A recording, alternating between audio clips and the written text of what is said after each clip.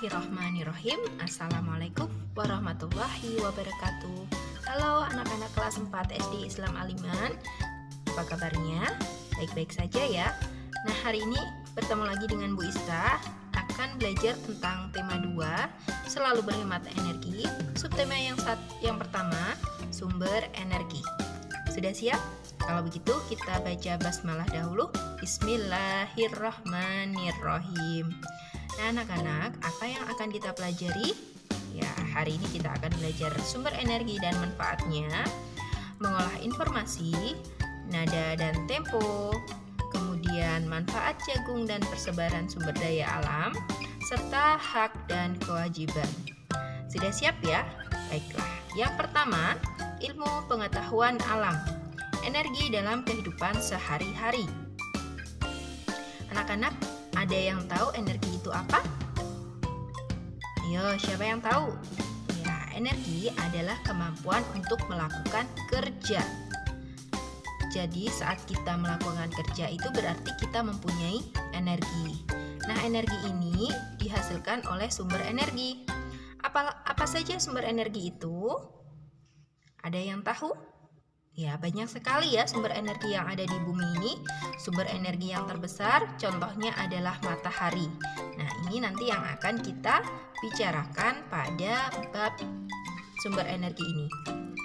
Nah, matahari itu merupakan sumber energi cahaya dan juga sumber energi panas. Contoh manfaatnya yaitu yang pertama, panas matahari itu menguapkan air di permukaan bumi dalam peristiwa daur air atau disebut daur hidrologi. Kemudian, panas matahari juga mempertahankan suhu atmosfer bumi sehingga sesuai untuk kehidupan makhluk hidup. Nah, di sini Bu Ista menggambarkan daur hidrologi itu seperti ini anak-anak. Jadi, air di permukaan bumi ini jika terkena panas matahari maka akan menguap. Uapnya ini naik ke atas. Kemudian di atas itu akan membentuk gumpalan-gumpalan air atau titik-titik air sehingga menjadi awan. Setelah itu awan akan dibawa angin dan akan turun kembali menjadi air hujan.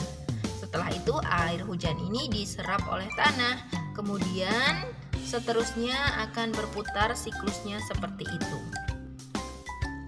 Panas matahari dapat mengeringkan pakaian dan bahan makanan, misalnya saat menjemur padi, itu ya. Kemudian, yang keempat, panas matahari juga akan menerangi permukaan bumi. Selanjutnya, cahaya matahari juga untuk proses fotosintesis tumbuhan hijau atau tumbuhan berklorofil. Energi matahari ini juga dapat diubah menjadi energi listrik menggunakan panel surya seperti gambar di samping ini anak-anak. Sekarang lanjut ke perubahan energi angin. Nah anak-anak, udara yang bergerak di sekitar kita ini adalah angin. Energi angin ini memiliki banyak sekali manfaat bagi manusia. Contohnya adalah kincir angin, ya.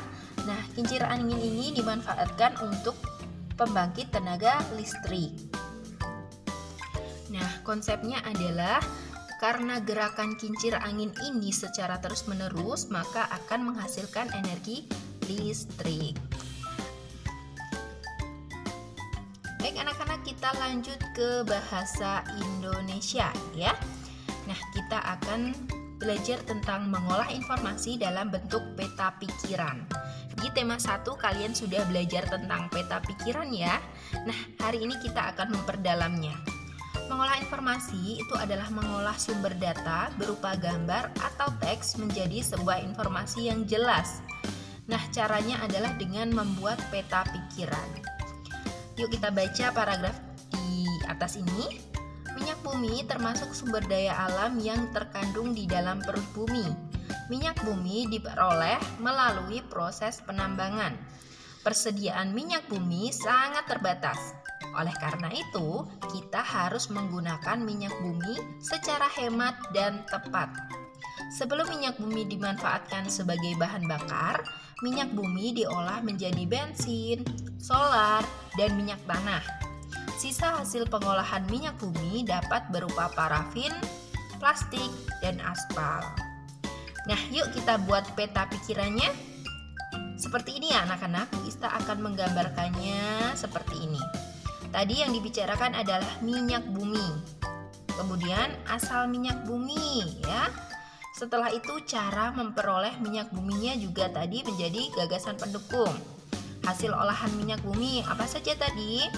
Ya, ada bahan bakar, ada parafin, plastik, dan juga aspal. Nah, ini adalah contoh peta pikiran dalam suatu paragraf tadi. Lanjut, kita akan mengidentifikasi informasi dalam bentuk teks petunjuk. Nah, caranya bagaimana? Kita harus dengan membaca intensif atau membaca memindai. Apa itu membaca memindai? Ya, membaca memindai adalah suatu teknik untuk mendapatkan informasi tanpa membaca yang lain-lain secara cepat dan tepat. Biasanya ketika orang membaca buku ensiklopedia dan buku telepon, mereka menggunakan teknik membaca memindai karena harus cepat dan tepat dalam membaca nomor-nomornya.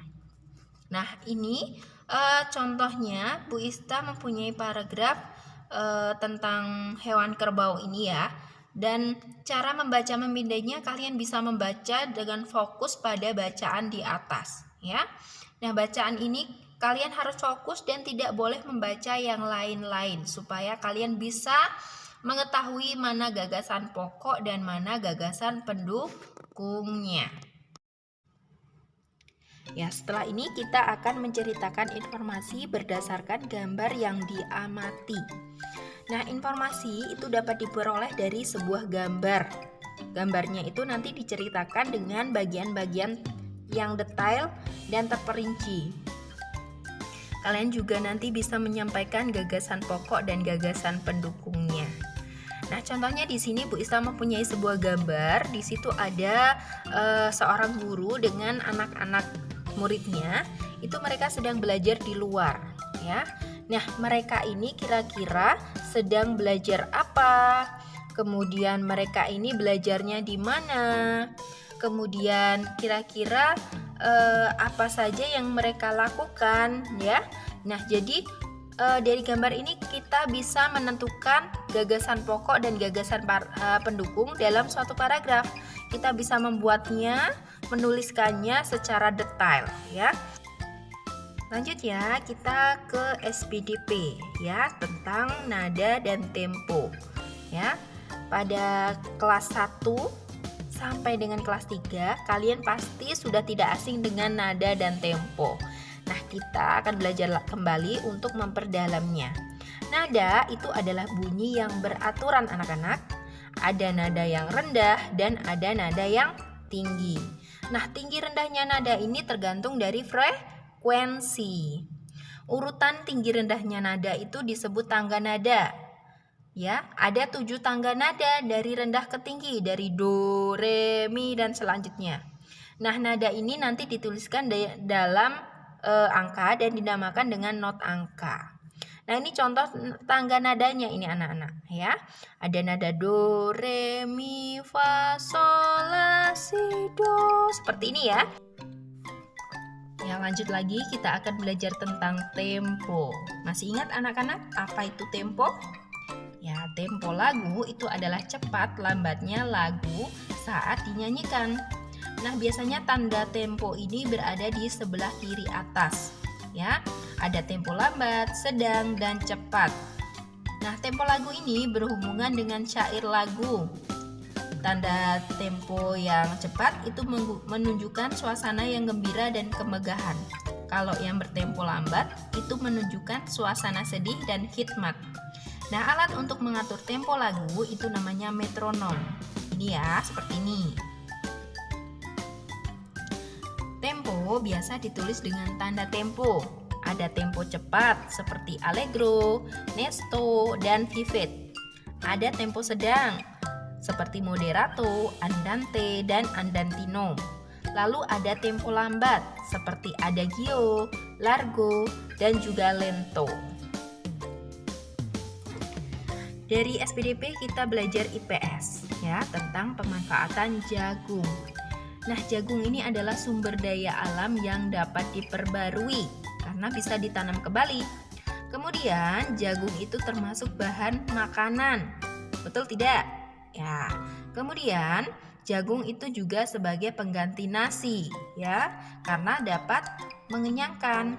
Kemudian, jagung itu juga bisa dibuat untuk bahan kerajinan. Nah, sumber daya alam berdasarkan kondisi alam Indonesia itu tersebar di seluruh Indonesia, anak-anak. Sumber daya alam ini di setiap pulau tidak selalu sama. Kenapa? Ya karena ada perbedaan kondisi alam. Ada dataran tinggi, dataran rendah, pantai, dan lain-lain, ya.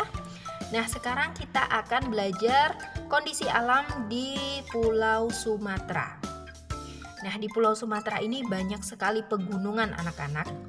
Makanya mereka banyak sekali membudidaya kopi, lada, coklat, tembakau, karet, dan kelapa sawit. Nah, di Sumatera juga kaya akan hasil tambang seperti minyak bumi, batu bara, dan timah. Minyak bumi dan batu bara dimanfaatkan untuk bahan bakar. Dari Sumatera kita akan berjalan-jalan ke Pulau Jawa, ya. Nah, di Pulau Jawa ini memiliki pegunungan, dataran tinggi, dataran rendah, dan pantai. Nah, daerah pegunungan dan dataran tinggi biasanya ditanami teh, kopi, dan juga kina. Kalau di dataran rendah biasanya ada persawahan yang subur. Kalau di pesisir pantai itu biasanya mereka membudidayakan ikan laut, rumput laut, pertanian garam, dan juga penjemuran ikan asin. Dari Jawa kita akan ke Pulau Kalimantan. Nah, di Pulau Kalimantan sebagian besarnya itu berupa dataran rendah dengan hutan yang sangat lebat. Di sana itu hutan merupakan habitat alami bagi hewan yang terancam punah. Hutan Kalimantan itu dimanfaatkan untuk ditanami berbagai sumber daya alam. Seperti apa? Seperti kelapa sawit, karet, dan rotan. Makanya di sana banyak sekali orang utan karena di sana banyak kebun kelapa sawit. Ya, di sana juga kaya akan hasil tambang seperti minyak bumi dan juga batu bara. Sekarang kita lanjut ke Pulau Sulawesi, ya. Nah, di Pulau Sulawesi ini banyak menghasilkan pala dan juga jagung. Pala ini seperti ini ya anak-anak ya. Jagung dimanfaatkan sebagai bahan makanan. Kalau pala itu untuk bumbu masakan. Rasanya itu pedas seperti merica, anak-anak. Nah, kalau di sepanjang pantai Sulawesi itu dimanfaatkan untuk perkebunan kelapa. Banyak menghasilkan barang tambang di sana, anak-anak, seperti aspal. Aspal di sana untuk pembuatan jalan raya. Selanjutnya kita akan ke pulau terbesar kelima di Indonesia, yaitu Papua. Di sana itu biasanya berupa hutan konversi dan hutan lindung. Masyarakatnya sebagian besar memakan sagu sebagai makanan pokok. Di sana juga menghasilkan rempah-rempah yang disukai di pasar internasional. Kemudian hasil tambangnya itu beragam, ada tembaga, emas, dan juga logam. Emas itu biasanya untuk pembuatan mata uang dan juga perhiasan. Nah, sampai di ilmu pengetahuan sosial ini apakah ada yang mau ditanyakan anak-anak? Apa itu hutan konversi? Oh, ada yang tahu hutan konversi itu apa? Ya, hutan konversi itu adalah hutan yang ditetapkan untuk tujuan dan kepentingan pembangunan selain kehutanan, seperti transmigrasi, untuk perkebunan, untuk peternakan, untuk pertambangan, dan lain-lainnya.